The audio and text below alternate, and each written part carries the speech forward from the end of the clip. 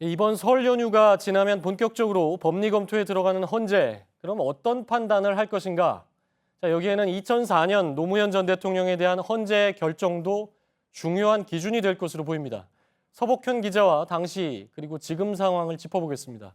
자, 서복현 기자. 예. 2004년에 헌재가 노 전 대통령 탄핵 소추안을 이제 기각을 했잖아요. 예. 이게 어떻게 보면 유일한 선례인데 그렇죠. 당시 결론이 아무래도 이번 가는 과정이라든가 이런 게 근거가 좀 되겠죠. 예, 그렇습니다. 이 법원이나 헌법재판소는 판결이나 결정을 할 때 앞선 판례를 참고를 합니다. 예. 물론 탄핵안의 내용이 당시와는 좀 다르긴 하지만요.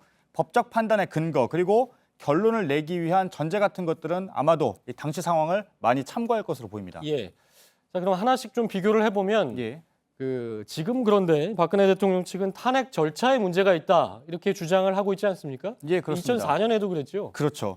지금 박 대통령 측은 국회가 억울함을 호소할 기회를 주지 않았다 이러면서 예. 이 적법 절차를 지키지 않았다 이렇게 주장하고 있습니다. 그런데 당시에는 노 전 대통령 측이 국회가 진술 기회를 주지 않았다면서 역시 절차를 문제 삼았습니다. 예. 하지만 당시 그러니까 2004년의 헌재는 이 적법 절차 원칙이란 국가 공권력이 국민에게 불이익한 결정을 하기에 앞서 진술 기회를 주는 것이기 때문에 예. 국회와 대통령 이렇게 헌법기관 사이에는 적용되지 않는다 이렇게 예. 밝혔습니다. 이것을 볼 때 이번에도 이 박 대통령 측의 주장은 받아들여지지 않을 가능성이 큰 예. 겁니다. 지금 이 내용은 이번과 당시가 이제 같았던 건데 예. 사실은 굉장히 다른 게 많지 않습니까? 예, 그렇죠. 일단 박 대통령은 대통령 취임 이후에 일어난 일들이 탄핵 소추안에 다 들어가 있는데 예. 노 전 대통령 때는 그 이전 얘기가 많이 들어가 있었던 거죠. 예, 그렇습니다. 예. 당시와 이 큰 차이점 중에 하나인데요. 예. 이번에 국회가 제시한 탄핵 사유에는 취임 이후에 벌어진 취임 이후죠. 이후에 예, 벌어진 예. 일들이 많습니다. 그러니까 이 재단 설립, 기밀 유출 모두 취임 이후죠. 그러니까 대통령의 직무와 관련된 것들입니다. 예, 하지만 당시에는 예를 들면 이 대선 캠프의 불법 자금 수수 의혹까지 소추안에 담겨 있어서 예. 헌재가 아예 판단을 하지 않았습니다. 이 대통령 취임 전의 일이라는 이유였습니다. 그렇군요. 예. 2004년에 보면 또 하나가 측근 비리 얘기가 많이 들어갔는데 그렇죠. 자, 이번에는 측근 비리가 아니라 오히려 대통령 핵심 참모들이 헌재에 나와서 이 각종 혐의와 의혹에 대해서 이게 대통령 지시였다 이렇게 얘기를 하지 않았습니까?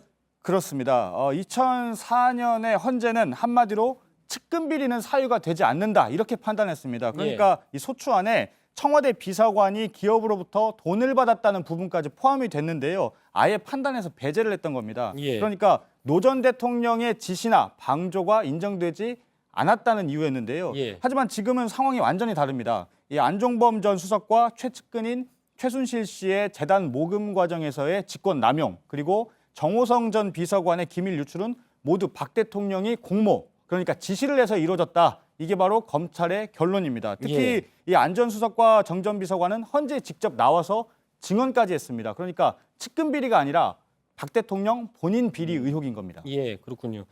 이 사안이 얼마나 중하냐, 얼마나 무거우냐도 이제 관건이 될 텐데 예. 이번에 보면 그러니까 대통령이 중하냐와 본인이 얼마나 개입했느냐가 될 텐데 예. 이번 거하고 2004년하고 비교하면 그 부분은 어떻습니까? 일단 지금 상황이요. 지금 예. 상황을 보면 이미 헌재에 나온 안 전 수석과 정 전 비서관은 박 대통령으로부터 직접 지시를 받아서 예. 실행에 옮겼다. 이렇게 헌재에서 증언을 했습니다. 이번 예. 중요한 부분은 직접 지시를 받았다는 부분과 실행이 옮겨졌다는 부분인데요.